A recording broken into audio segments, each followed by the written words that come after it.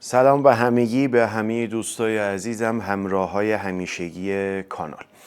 میشه گفت که الان تقریباً 3 ماه میشه که، البته بیشتر از 3 ماه که هیچ محتوایی اینجا آپلود نشده و هیچ فعالیتی هم اینجا جلوی دوربین روبروی شما اتفاقی نیفتاده.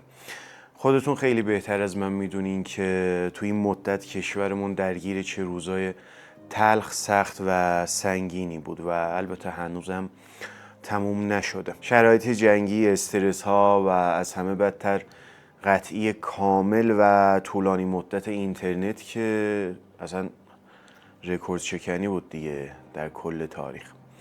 انگار یک دیوار بزرگ کشیدن بین ما و دنیای مدرن. اول از همه از صمیم قلبم امیدوارم که خودتون، خانواده هاتون و عزیزانتون در سلامت کامل باشین و این روزها به هممون خیلی سخت گذشت و واقعا جاش نبود که این اتفاقا برامون بیفته. اینو اول کار بهتون بگم که چقدر دلم برای این فضا جلوی دوربین و برای کامنت هاتون تنگ شده بود و چقدر مشتاق این روزها بودم که بیام بشینم و این محتواها رو با شما به اشتراک بذارم. میدونم تو این 3 ماه که البته بیشتر از 3 ماه میشه اگه از 18-19 دی حساب کنیم، چه بلایی سر جامعه عکاس‌ها و فیلمبردارها اومده. وقتی اینترنت قطع شد انگار که رگ حیاتی ما هم قطع شد. خیلی از همکارامون، بچه‌های خلاق، عکاسای فریلنسر و تصویربردارهایی که تمامی درآمدشون از پروژه‌های آنلاین یا یوتیوب بود مجبور شدن برای گذراندن زندگی و امرار معاششون عزیزترین داراییشون همون لنزهاشون، تجهیزاتشون یا دوربیناشون رو بفروشن تا بتونن این زندگی رو یه جوری گذرا کنن. دیدن این صحنه ها که هر کجا رو باز می‌کردیم، می‌دیدی که از بچه‌ها دارن دوربیناشون و تجهیزاتشون رو میفروشن، واقعا قلب آدم رو به درد می آورد. چون دوربین برای ما فقط یک ابزار کار نیست، بخشی از روح و هویت ماست. اگه از ته قلبم بگم لیاقت هیچ کدوم از ما این زندگی و گذراندن این روزها نبود، ولی خب اتفاقی که افتاد همه رو خیلی دل سرد کرد، مخصوصا این قطعی اینترنت و این اتفاق و جنگ و فلان. چرا دروغ بگم، منم خیلی ناامید شدم. البته هستم، اصلا یه مدتی هست که اینترنت باز شده ولی دستم به کار نمیرفت که این ویدیو رو براتون ضبط کنم. اصلا کلا دو به شک بودم که فعالیت یوتیوب رو ادامه بدم یا نه، ولی خب چیکار میشه کرد؟ آدمی به امید زنده است. شاید اگه علاقم به عکاسی و تصویربرداری و تدریس این چیزایی که یاد گرفتم نبود، خیلی زودتر از این فعالیتی که تو 2 سال دارم روی یوتیوب انجام میدم این اتفاق میافتاد که به کل ول کنم. اصلا هر روز انقدر محدودیت هایی که برامون ایجاد میشه و زندگیمون سخت میشه دیگه تحمل نکنم. خیلی از کسب و کارها، هممون یعنی تو این وقت زمانی و نبود اینترنت ضرر مالی کردیم، مخصوصا از بچه ها و خود من که مستقیما کارمون با اینترنت بود و داشتیم کارهای دیجیتال مارکتینگ و تولید محتوا روی پروژه ها و سوشال مدیا میکردیم. به کل صفر دیگه، صفر. به سختی اون روزها رو گذروندیم و داریم میگذرونیم. هنوز به شرایط سابق قبل 18-19 دی بر نگشتیم، ولی به زور داریم ادامه میدیم این روزها رو. بگذریم، خیلی هم ناامید کننده نباشه این محتوامون. امیدوارم که این روزهای سخت رو با هم بگذرونیم و بیفتیم تو اون سرازیری زندگی که دلمون میخواد. والا چیزای زیادی هم نمیخوایم. ارتباط با دنیا، بسترهای تکنولوژی و رفع فیلترها و عدم محدودیت‌ها و راحت زندگی کردن بدون استرس از نیازهای، میشه گفت که از نیازهای اولیه هر آدمی تو این دنیاست. تو این 3 ماهی که ما عملاً تو قرنطینه خبری و اینترنتی بودیم، دنیای تکنولوژی، عکاسی و تصویربرداری منتظر ما نموند. دنیا با سرعت نور به سمت جلو حرکت کرد. از اول اسفند سال 1404 که اینترنت های ما کم کم قطع شد تا همین امروز که تو سال 1405 هستیم، کمپانی‌های بزرگی مثل سونی، کنون، DJI و حتی شرکت‌های هوش مصنوعی ابزارها و دوربین‌هایی رو معرفی کردن که اصلا روحمون هم خبر نداشته. امروز میخوام بعد از چند ماه دوری توی این محتوا در مورد یه چند تا از اخبار تکنولوژی و ابزارهایی که معرفی شدن با هم حرف بزنیم که حداقل توی این بیخبری‌ها از این دنیا عقب نمونیم. پس مثل همیشه که محتواهامون رو شروع می‌کردیم، اگه دوست داشتین چایی و قهوه‌تون رو بریزین و آماده بشین که بریم یه چند تا از این مهم‌ها رو با هم مرور کنیم. اردیبهشت 1405 یکی از عجیب‌ترین و هیجان انگیزترین روزهای این 3 ماه بود. روز 13 می در تاریخ دنیای تصویربرداری ثبت میشه، چون که سونی و کنون در یه تصمیم بی سابقه تیزرهای معرفی محصولات جدیدشون رو دقیقاً 1 روز و با فاصله 30 دقیقه از هم تنظیم کردن و این یعنی یه جنگ علنی و رو در بالاترین سطح ممکن. اول بریم سراغ سونی و قول جدیدش، یعنی سونی آلفا 7 RS6. سری آر سونی همیشه به رزولوشن بالا معروف بوده. سنسور قبلی تو آلفا 7 R5 61 مگاپیکسل بود که خودش عدد بزرگیه، ولی سونی اومده تو این نسل جدید سنسور رو برده بالا به 66 و 8 مگاپیکسل. خب شاید اینجا بگین که اینکه خب چیز خاصی نیست، ولی نه، داستان اینجاست که این سنسور دیگه پر مگاپیکسل نیست، یه سنسور استک شده است. یعنی چی؟ یعنی سرعت خوندن اطلاعات از روی سنسور تا 5.5 برابر سریعتر از نسل قبل شده. این یعنی رولینگ شاتر که همیشه دردسر دوربین‌های پر مگاپیکسل بود خیلی کاهش پیدا کرده. بذارید این قضیه رولینگ شاتر رو براتون باز کنم. وقتی شاتر دوربین رو میزنی، سنسور شروع میکنه به خوندن اطلاعات تصویر. حالا سنسورهای معمولی این اطلاعات رو از بالا به پایین میخونن، یعنی اول خط اول، بعد خط دوم، بعد خط سوم، اینجوری تا آخر. این فرایند یه مقدار زمان میبره. حالا تصور کن از یه جسم در حال حرکت با سرعت بالا داری عکاسی یا فیلم برداری میکنی، مثلا از یه ماشین در حال حرکت عکس میگیری. تا اون موقعی که سنسور داره از بالا به پایین اطلاعات رو میخونه، ماشین داره حرکت میکنه. نتیجه اینه که بالای تصویر ماشین یه جا رو ثبت کرده، پایین تصویر یه جای دیگه است ماشین، و تصویر نهایی میشه یه ماشین کج و اوریب، انگار کشیده شده به یه طرف. به این میگن رولینگ شاتر که سونی با این سنسور جدید این مشکل رو تا حد زیادی حل کرده. ببینید دوربین‌های آر سری سونی همیشه بیشتر برای عکاسی بودن تا ویدیو، ولی این نسل یه جهش بزرگ داشته. 8K 30 فریم بر ثانیه، درسته که یک کم کراپ داره، ولی مهمتر از اون اینه که 4K 120 فریم بدون کراپ داره، یعنی اسلو موشن سینمایی با رزولوشن بالا بدون اینکه زاویه دیدت تنگ بشه. برای کسایی هم که عکاسی میکنن هم ویدیو میگیرن میشه گفت که کاملا جوابه. سیستم لرزشگیر داخلی IBIS رفته روی 8.5 استاپ. این عدد خیلی بزرگیه، یعنی تو شرایطی که قبلا مجبور بودی همیشه از سه‌پایه استفاده بکنی، الان میتونی روی دستم تصویر بگیری، عکس بگیری و تصویر روونی داشته باشی. بعد عرضم به خدمتتون که گریپ دوربین بزرگتر شده، باتری 17% بزرگتره، دکمه ها نوردار شدن که تو محیط های تاریک خیلی به درد میخوره. و عرضم به خدمتتون که در مورد قیمتش ناقابل اصلا برداریم ببرین، $4498 هم قیمتشه. بریم سراغ دوربین جدید کنون R6V. به نظرم کنون تو این دوربین فهمیده که کاربر و مخاطباش دنبال چی بودن.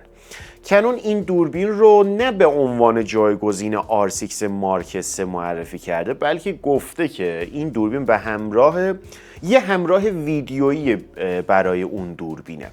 یعنی اگه بیشتر عکاسی میکنی R6 مارک 3 رو بگیر، ولی اگه فیلم برداری و تولید محتوا هم میکنی این دوربین اصلا خوراکت. خب بریم سراغ ویدیو که داستان اینجا جالب میشه. 7K 60 فریم خام داری به علاوه 7K 30 فریم اوپن گیت که یعنی از تمامی سطح سنسور استفاده میکنم.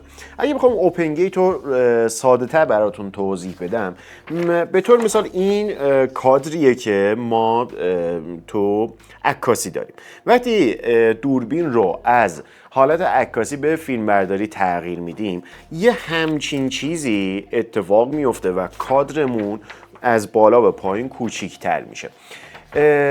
اوپن گیت یعنی از این به بعد تو دوربین ها که کنون فعلا معرفی کرده، البته یه چند تا برند دیگه هم معرفی کرده بودم که سونی فعلا این کارو نکرده، میاد از تمامی سطح سنسور استفاده میکنه و این دست فیلمبردار رو باز میذاره تا بعداً تو تدوین و ادیت کاراشو راحت تر انجام بده، زاویه دیدش کوچیکتر نشه و اصلا از بالا به پایین کادرش بازتر باشه تا بتونه راحت تر تصمیم بگیره تو ادیت و خیلی کاربرد داره، مخصوصا موقعی که به خاطر همین اصلا گفتم که کنون رفتار مخاطبش رو تو این ویدیو تو این دوربین شناخت.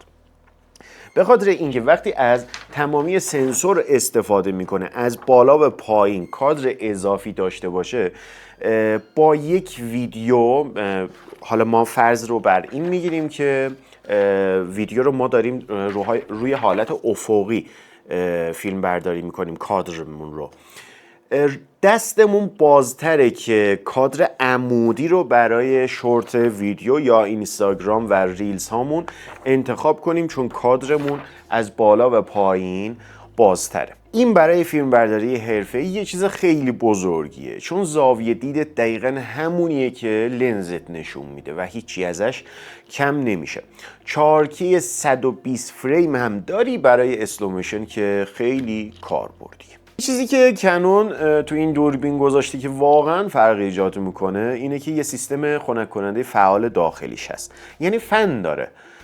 این یعنی دیگه نگران گرم کردن دوربین موقع ضبط طولانی مدت نیستی. این مشکلیه که خیلی از دوربین های هیبریدی الان دارن باهاش دست و پنجه نرم میکنن. وسط ضبط دوربین میگه که دم بالاست و قطع میکنه. اینجا دیگه این اتفاق نمیفته. ولی یه نکته‌ای که هست که باید بدونی در مورد این دوربین نه ویو فایندر داره نه شاتر مکانیکی که برای بعضیا این مهمه، برای بعضیا نه. اما قیمتش که $2499 گذاشتن، یعنی حدود $300 ارزان‌تر از R6 مارک 3. با توجه به اینکه قابلیت‌های ویدیوییش خیلی بیشتره، به نظرم کنون یه معامله جالب گذاشته رو میز برای اونایی که دارن تولید محتوا انجام میدن. خب DJI برند مورد علاقه خود من مثل همیشه غوغا کرده و کلی محصول جدید رونمایی کرده که یکیش گیمبال RS5 که اومده ماژول هوشمند ترک با هوش مصنوعی رو روی گیمبال گذاشته تا ترک کردن سوژه با مانیتور گیمبال خیلی راحت تر شده. علاوه بر اون باتری بهتر، سرعت شارژ سریعتر و موتورهاش قوی تر شده. DJI میک 2 با مولتی کالر و DJI میک 3 رو از لاین صدا رونمایی کرده و اسمو موبایل 8 رو برای طرفداران تصویربرداری با موبایل. وای که اینو نگم بهتون، DJI از آواتا 360 رونمایی کرده. خیلی خفنه، نمیدونم چه جوری بگم، خیلی خفنه. تصویرهای دوربین‌های 360 رو دیدی دیگه چجوری. اصلا یه چند تا محتوا تو کانالم من گذاشتم، حتما بهت پیشنهاد میکنم که ببینیش. و اصلا یه ویدیویی هم به حالت 360 درجه آپلود کردم تو یوتیوب که شما حتی میتونی داخل یوتیوب هم زاویه رو تغییر بدی خودت با موس یا اگه با گوشی با لمس زاویه رو تغییر بده. خیلی خفنه، حتما لینکش رو میذارم اینجا ببینید. این یعنی این که این زاویه دید 360 درجه‌ای که ما روی زمین داشتیم حالا از این به بعد روی هوا داریم و اصلا خیلی خفنه. من تصویرهای 360 درجه رو خیلی دوست دارم. کاش وضعمون بهتر بود، منم پول داشتم یکی از این آواتا 360 میگرفتم. خیلی خفن. خب هرچی از DJI میگم تموم نمیشه. DJI 16 آپریل 2026 اومده اسمو پاکت 4 رو معرفی کرده و واقعا چند تا چیز جالب توش هست که ارزش داره بدونیم. اول از همه یه چیزی که کمتر کسی بهش توجه کرده اینه که این دوربین 35% سبکتر از نسل قبلش شده، از 179 گرم رفته روی 116 گرم. از نظر ویدیو هم 4K 240 فریم بر ثانیه میگیره که در نسل قبلش اسمو پاکت 3 این روی 120 فریم بود که میشه گفت که 2 برابر حالا میتونی اسلوموشن باحالتری داشته باشی. DJI توی این مدل تصمیم جالبی گرفته، اینه که به جای کارت حافظه 107 گیگابایت حافظه داخلی با سرعت 800 مگابایت بر ثانیه گذاشته. از یه طرف دیگه باید نگران باشی که کارت حافظه نیست و باید مراقب ضبط‌های طولانی مدتت باشی که حافظت پر نشه. قیمت پایه این محصول $499. یه نسخه پرو هم داره که هنوز رسما معرفی نشده، فعلا من ندیدم، ولی گفته میشه که این نسخه پرو قراره 2 لنزه بشه. اینم به نظرم خفن خواهد شد. از اون طرف اینستا 360 اومده یه رقیب جدی برای پاکت 4 معرفی کرده به اسم لونا پرو و داستانش خیلی جالبه چون که یه همکاری بزرگ پشتشه.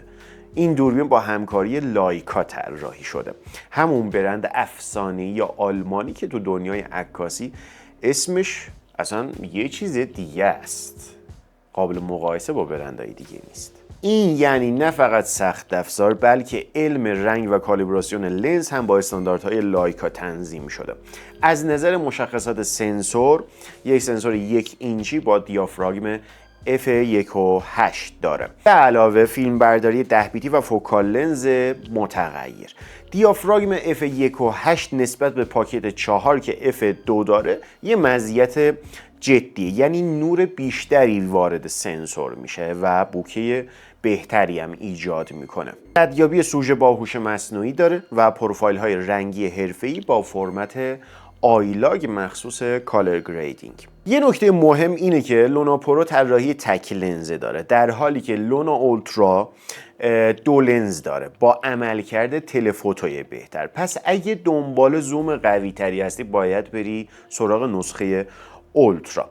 در مورد قیمت و عرضه هم باید بگم که پیش فروش از 18 می 2026 در چین شروع شده و در عرضه جهانی به تدریج داره انجام میشه. خلاصه این که اینستا 360 با این دوربین یه کار هوشمندانه‌ای کرده، همکاری با لایکا یه تمایز جدی نسبت به پاکت 4 ایجاد کرده و یه کیفیت رنگ و لنز برات مهمه، لونا پرو یه گزینه‌ایه که ارزش داره. من خودم که دوست دارم، واقعا محصولات اینستا 360 رو دوست دارم. خودم هم یه اینستا 360 X4 دارم که خیلی خوبه. در کنار اون اینستا 360 هم از میکروفون اختصاصی خودش رونمایی کرد تا لاین صدای محصولاتش رو تکمیل تر بکنه. در کل با این همه محصولاتی که این مدت رونمایی شد، مخصوصا یه چند تا نور رو تو بحث نورپردازی و فلان از لینوکس و فلان داشتیم، میشه گفت یه نتیجه گرفت که البته من اینطور فکر میکنم که اکثر برندها دارن روی کامپکت سازی محصولاتشون